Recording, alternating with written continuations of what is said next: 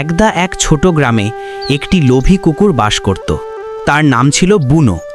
বুনো সারাক্ষণ খাবারের খোঁজে এদিক সেদিক ঘুরে বেড়াত।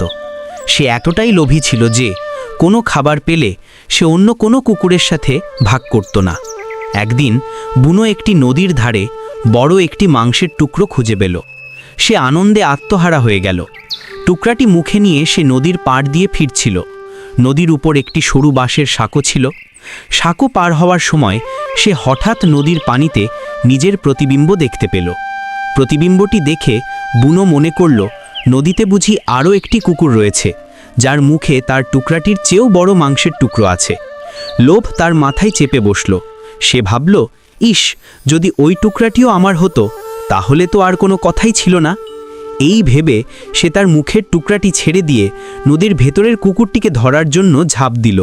কিন্তু নদীতে ঝাঁপ দিয়ে সে দেখল সেখানে কোনো কুকুর নেই, কেবল তার নিজের প্রতিবিম্ব।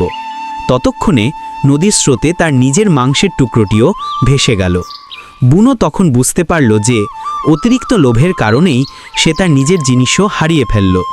মন খারাপ করে সে এমটি হাতে ঘরে ফিরল।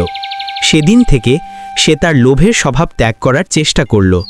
নীতি শিক্ষা: অতিরিক্ত লোভের ফল সবসময় খারাপ হয়। যা আছে তাতেই সন্তুষ্ট থাকা উচিত।